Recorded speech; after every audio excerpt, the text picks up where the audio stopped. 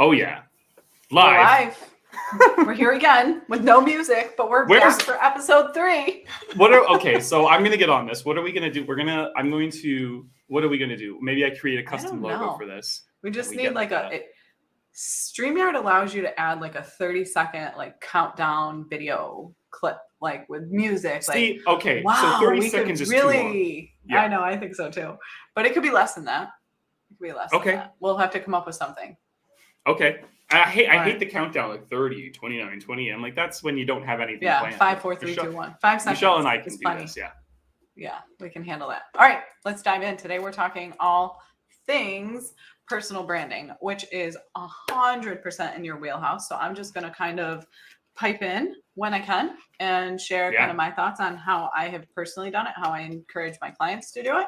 But like, as always, we're going to talk and eliminate some of the bullshit around it. And, you know, I think when people think personal brand, it's like, you got to get personal. Like, people don't need to need to know what I ate for lunch. I hear that all the time. And it's like, no, that's not what we're talking about. We're not talking about sharing your every waking minute. So, all right, I'm passing it to you, Nick. This one's all you.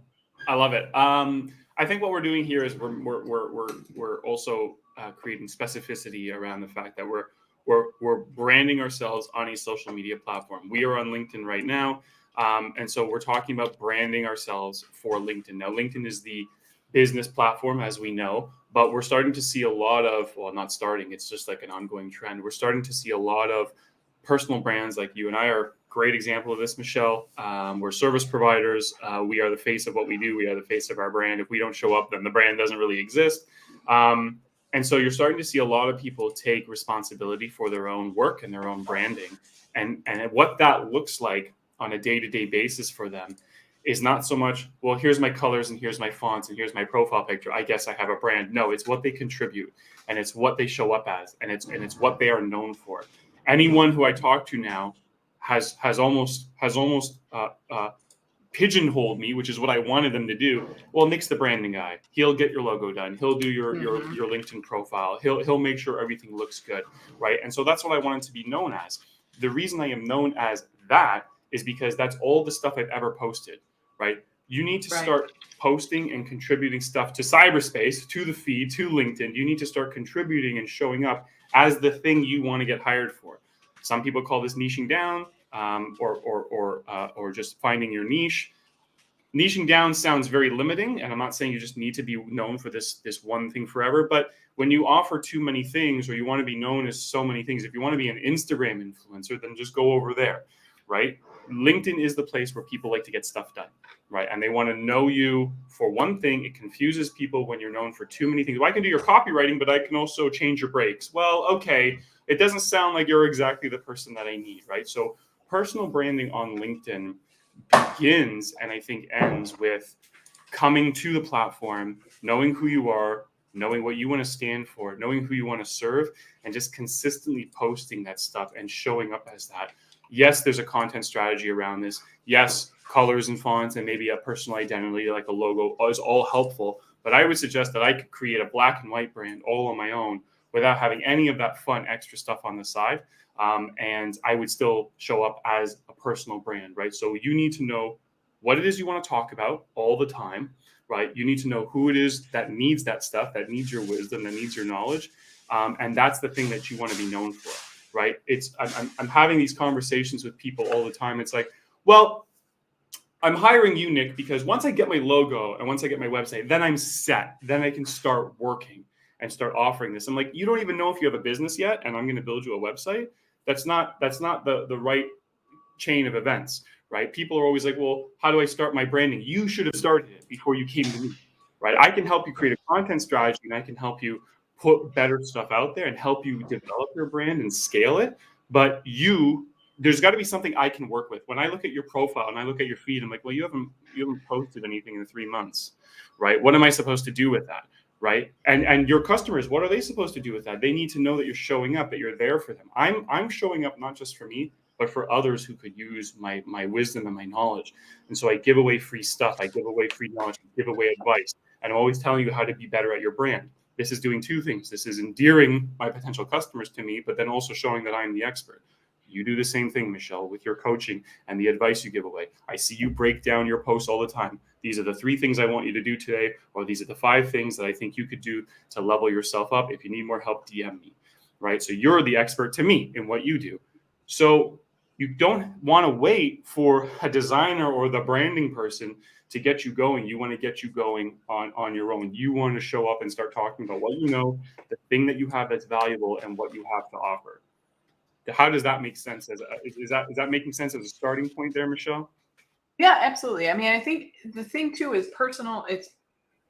I think so often we tend, and we touched on this last time too in episode 2, and that's how these conversations just keep starting and continuing. But it's like you have to continually show up, but also too we put so much onus on our business, right? Like it's a completely separate entity. And I think one of the things that I always try to encourage everybody to really think about is like it's called personal brand, personal person, for a reason, right? There is a person behind the brand, and stop trying to hide behind your brand or hide behind, like, let people get to know the person behind the brand. That to me is so important. Yes, you want to get known as the expert and share your expertise, and you can do that through content, but hiding behind your keyboard only gets you so far, right? Like you've got to let people get to know you as a person too. And I think that is one thing that we tend to shy away from. I know personally, even myself on LinkedIn, I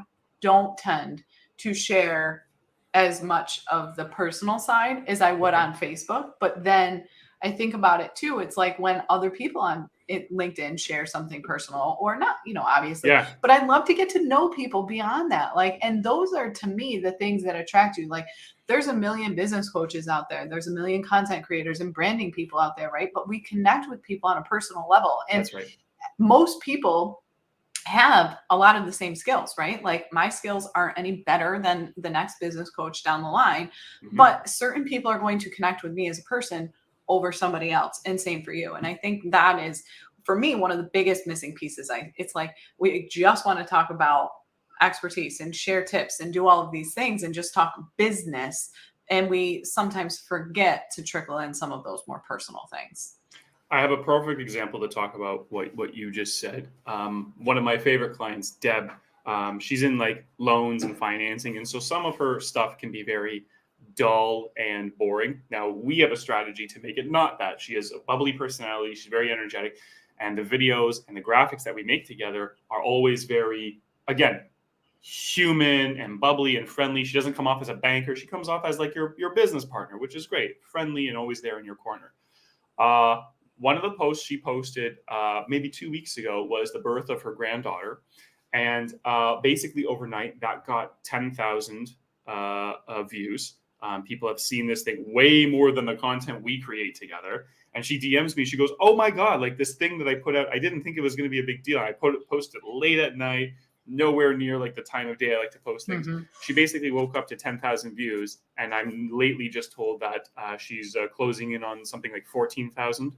And I said, as soon as she told me the first time, I was like, that's going to get to 15K. It might be a trickle now. Like the first 10,000 were fast, but it might be a trickle. But that'll get to 15,000 views, no problem. And that thing has outperformed, if you will, everything we've done together, right? Yes, it's nuts and bolts and like super efficient and like super like you get to know what she's about if you want to hire her. But then just like her holding her baby, her granddaughter in her arms and smiling and just like that loving post, that blew up. And so people, you're right. People want to connect with people. They buy from people they like. They buy from people they connect with. And just it endears people to you a little bit more, showing some family values, showing that you're there for the community. Again, not what you had for breakfast this morning, but maybe sharing some personal stories, something that happened to you in the world, a trip you took, but you were supposed to decompress and not think about business, but something amazing happened. You're like, that shows that we have faith in humanity still. It's all these things of that's how things go viral, right? And that's what endears you to content. You're like, no, a little dose of humanity for my life there, right? So it doesn't always have to be robotic on this platform. You're right. Personal brands have to get personal. I totally agree with that. Exactly. I think that's it seems so obvious when we talk about it, right? It's like, oh, it's obvious. But then when people actually try to do it, right? As entrepreneurs, when we try to do it, it's like, who really cares? Or is anybody going to listen to that? Or, and we get into this level of comparison of, yeah, but this person's never posted about their brand and I think that's an interesting point. Let's bring that up here quick is, you look at some of these big names on LinkedIn, like there's some big influencers on LinkedIn and, but in a lot of times they're just posting content, they post content and it's like 3 things you need to do if you want to do this, 3 things you need to do. And they don't really talk a lot about their personal, but if you really go back and listen to their story, and if you really listen to them, they did all these things when they were first starting, right? I think there's an evolution to where people just know you, right? You've built that know, like, trust factor. They know who you are as a brand. And so maybe you don't need to do it as often, you know what I mean, in that sense, but everybody's got to do it to start. And that's what a key point that you and I talked about before we jumped on here was it's about getting started, right? I think that's one of the key pieces. Like you said, start, do it, repeat, wash, rinse, repeat, and keep going with it.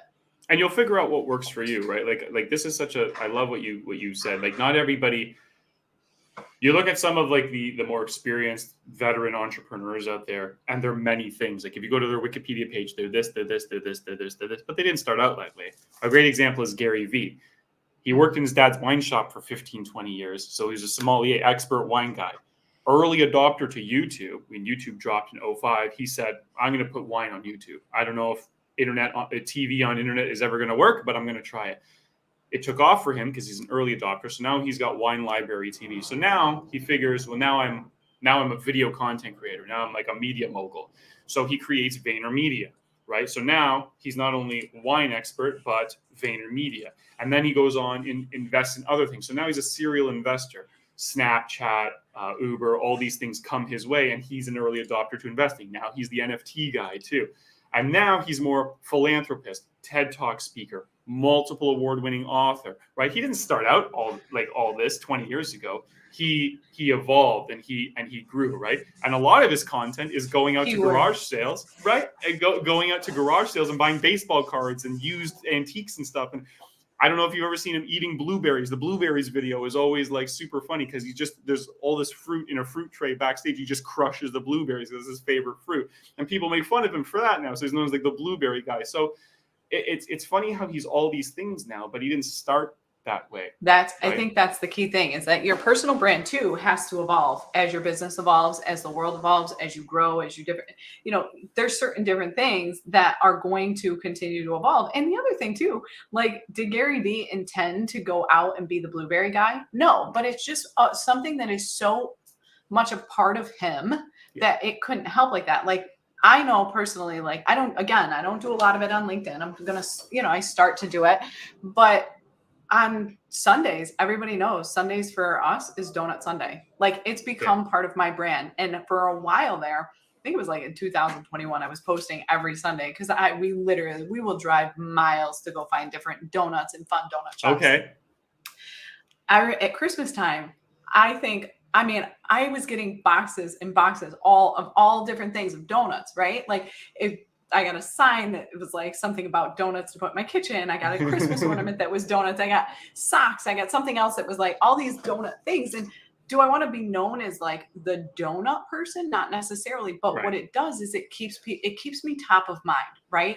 Like, when they see something of donuts, they think Michelle, then all of a sudden, then they go check on your content. They see what's going on, right? Like, I feel like in that way, those are things like when you were talking about Gary Vee with the blueberries, it's not about the blueberries. It's about the video, but the blueberries are what makes you think of him, and then it keeps you top of mind with him. Yeah.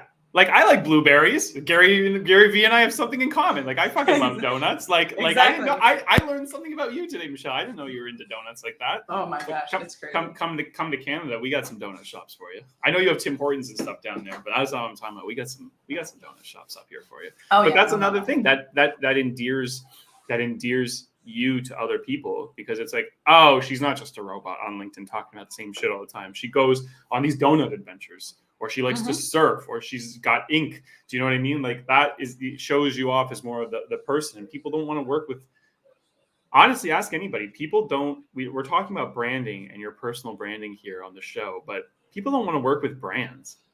They want to work Right. with other people. Exactly. I have another example of this. So there's a product out there, and I've seen it for a long time about, 1 tablespoon of this a day and you lose all this weight and it's so good for your hair, skin, whatever. Anyways, Okay. long story short, I've been watching it because, you see it, I'm super skeptical, like, yeah, whatever. And then a good friend of mine posted that she started using it and is getting all this results. And I immediately was like, okay, tell me more. And it's Right. not because the product changed. It's because I know her and I know what she values. I know what she trusts. I know how she lives her life. I know. So my trust factor, it's nothing has changed about the product. Like I said, she's one of a million selling the same product or same services, whatever. But I immediately, as soon as I was like, oh, okay. Now I was like, well, I've been seeing this for years, but I know you. I know what you value. I know that you don't put shit in your body. I know that you look at all the ingredients. I know, you know what I mean? So I immediately am now attracted to this, and I'm probably going to buy, and I'm immediately going to become a buyer because of the trust factor I have in her.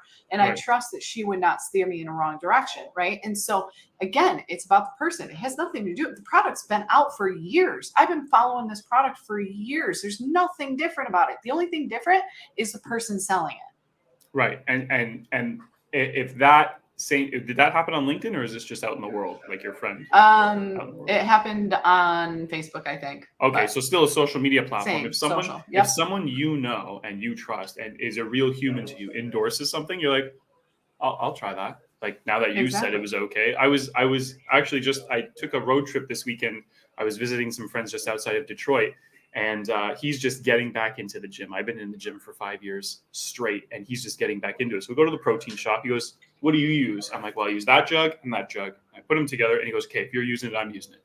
And it's that simple. I made a sale for the shop that I don't work at. And I'm like, it's just that easy, right? And so if I'm recommending something because you know me and you like me and you think that after all these years of being in the same, now we're on LinkedIn together, Michelle, we do the show together, we like each other. If you say something, Nick, this is quality, you got to do it. I'm like, okay, Michelle says it is. I trust her, right? And that's enough for me. I don't want some brand rep talking to me about it, right? I don't want some sales rep shooting me some pitch, right? If I wanted that, I'd go to the store, right? But yeah, it's about getting personal. It's about coming off across as intelligently and as value packed as you can. I know we always hate these fucking buzzwords, Michelle, but it's about coming across as helpful and as value packed as possible in all your content, but then marrying that, or at least balancing that with, listen, like, I do it from a personal standpoint, not so much a business standpoint. I don't just need to sell all the time, right? And so people are going to trust those that come off more personal anyway. A good example of this is, and I didn't believe it until my business coach pointed out to me, how many lists is your email on right now, Michelle? Is it like hundreds of subscriptions you have? Get flooded? Mm-hmm. Right. Mm-hmm. And so the ones that are, hear me out, the ones that are the least effective are the ones that have colors and cool logos at the top and they're branded properly and there's all these buttons and all these CTAs. What about the ones that are just black text on white? Do you read those? Because I do. Right. And it's like, hey, Nick, just wanted to shoot this your way. And yeah, it might be a few paragraphs, but I'm reading that because it feels like someone typed it. I know they didn't. I know they just put it into MailChimp or whatever other mail service and they blasted out to their 10,000 subscribers, but it feels handwritten. That felt like a postcard or a letter that I received more than this beautiful doctored email that looks like it came out of a magazine. Right. And I've made those beautiful doctored emails and they go nowhere. Right. I know that a more personal approach is going to win me over, at least get me to pay attention. Okay, I'll read this now. All right, okay, that makes sense. And so that's a more tailored to me approach. It feels more handwritten. It feels more personal and human and down to earth. So that is important in personal branding. That is important. Again, it's not about sharing what you had for breakfast or every walk you take the dog on, but sharing some personal stories, what happened to you in your journey of life and how it maps back to your business and how you can help your customers if you know who you're talking to. Super, super important. Again, a baby photo somehow got 15,000 views, and that's double the size of her audience, which is crazy. So, there's power in this stuff. Absolutely. And I think, you mentioned a key point here, and you kind of brushed over, and I'm going to bring it back up to the table here. Is like, people don't want to do business with brands, right? That's the key piece there. So stop hiding behind your business, my business, the brand. No, people are buying because of you. They are buying into you. You are, you could talk about this, like you said, whether it's niching down or your secret sauce or whatever. And I'm going to talk about this even today in my masterclass, but it's like, it's really about like, get so focused on what exactly it is that you do well, and then find the people that resonate with that. Stop trying to do something that resonates with all the people. No, it's not that. It's about you, is who you are, how you best show up, and how you best serve, and then finding the people that resonate with that. There are always going to be people. I was on a speed networking with the Alliance today, and one of the questions that came up was like putting together a program, and she's like, I just can't figure out, how am I going to figure out the timing and this and that. And the reality is, it's like, you're never going to please everybody, right? There's always going to be somebody. There's always somebody that just likes to bitch about everything, no matter what. No matter what you do, it's not going to be good enough. No matter what time, you could literally tailor your every waking content, everything you do towards them, and they're still going to bitch about it. And that's the thing. Like, and that is what I find to be one of the most important things to remember, is that there's always going to be somebody that you're not going to make happy, right? And those are not the people you need to stay focused on. Stay focused on the people that are resonating with you because of you. Stay focused on, we throw around some cuss words on this, and there's a lot of people that don't appreciate that, but it is what it is, right? Like, that's who we are. That's part of our brand. And the reality is, if somebody's super offended by it, they're not going to be a really great client to begin. It's not going to be a good personal fit. And that's the thing. If they want to go and deal with a brand, and if they want to deal with a brand, they might get that and put up with it. And that's the end of that. There's no guarantee that they're not going to find that, so be who you are, be authentic. And I think that, again, another buzzword that we hate, that authentic. What is authentic? What is authentic? But it's true. Just show up and be you. Stop trying to be somebody else. Stop trying to talk. I can't believe how many people say to me, Michelle, I love your podcast because it sounds just like you. Well, what the fuck else is it supposed to sound like? Yeah. I'll try to package my voice into a pre-recording for you next time. Of course it sounds like me. I don't know how to be anybody else. Right. It's funny how that's baffling to us. It's like, I don't know. Are you pretending to be someone else every day? I'm not. Like, there's a friend of mine up here in Toronto. He's a coach as well, and it became so meta, the series of posts he posted. He posted just a text post not too long, about a month ago, saying, that last post I made, someone came out of the woodwork and said, because of your last post, I will not be working with you. And I was like, oh, what's this? Did Rob call someone a cunt? Like, what did he do? This is where you get the popcorn out. Like, oh, let's go see. I'm watching now. Like, who's getting me for? Like, yeah, exactly. Like, just watching what's about to happen. I'm like, so I had to dig. I'm like, what did you do to offend people, Rob? So I go to his previous post, and it's just him laying down, and he put all his socks around him because he's a sock nerd. He likes, Mario Brothers socks and dinosaur socks, like the tall ones that come halfway up your leg, right? Like, he's just a nerd for socks, like you are for donuts, right? And so it was like he was laying in a ball pit, and he put all his socks around him. It was a really colorful, really personal photo. I'm like, that's cute and funny. Like, it's funny. Right. But because he was so unprofessional about it, he was smiling, Michelle, and saying, I love socks. Like, and the point was, it was a meta approach to it, is he's saying what we're saying today: you got to get personal. This is my sock collection in all its glory. You can love it or hate it. And someone DM'd him and said, that's the least professional shit I've ever seen. I'm never going to work with you. I was considering working with you. You've now lost me as a client. And he goes, okay, have a nice day. Because 20 other people said, oh my God, we love you. I'm so glad. Exactly. Right? I love socks, right? Like, that's what you connect with. And I talked to, I had a guest on my podcast, David Timish. I'm going to destroy his name. But anyways, he's on LinkedIn. I don't know how to pronounce it. But what's really important to him is his faith, right? And he's very Christian oriented, and it's faith. And he did the same thing. And he put a post up about it and how he was going to start talking about it. And he said he got a barrage of DMs that said, like, I will never work with you. I can't believe you would put that there. This is not the time and place. But again, that's what was important to him. And that is where he felt the most authentic. And guess what? That's okay, because those are his people. They are not his people. And it's okay to be a little bit polarizing. And I think obviously you and I do a halfway decent job of being fairly polarizing. Like people hope call so. it out all the time. Like, but what's the harm in that? Like there's Right. power in actually being a little bit polarizing, because I don't really want to work with people that are going to be offended by my every word. Right. I did not get into business to be on eggshells all the time, right? Like I don't want to be on eggshells wondering whether or not this person's going to be mad or I've missed this. You know, that to me is not enjoyable. You can go do that in a job. You can go do that in your corporate career. You can do that in your life. You know, that's not what we're here for. And so, yes, you've got to really show up. It's obviously professional, right? Yeah. I'm not sitting here saying, you know, you show up and just absolute sheer unprofessionalism like Right. that. There's no time for that. But there is a time and a place for being you. And I think that is what is most important. Stand in your own power, right? Stand in Yeah. your own power. You know what you're good at. You know what you're an expert at. There's a certain amount of risk in entrepreneurship, but like, is it a risk just to be yourself? Like if people don't like it, people like before social media, think back, it's hard, but think back like 15 years ago, 20 years ago, you would have been yourself out on the street. Now you're just doing it on a screen. It's the same thing. It's the same. You still got to try to be yourself, right? You still got to create the content that makes you show up in your best light. In videos, doing lives like this, right? There's so what? There's risk to you being yourself. There's so many people who never live. They're alive, Michelle, but they never really live, right? Mm-hmm. And there's so many people who just don't live, and they're just afraid to be themselves. And I think social media at least gives us that chance. And I think your content, I think branding, being you and your as much of an authentic personal brand as you can, I think that's the way to go. Yeah, I agree. All right. Well, I know you have a hard stop today, so let's wrap this up. Let's give some key points. We had some key points that we talked about.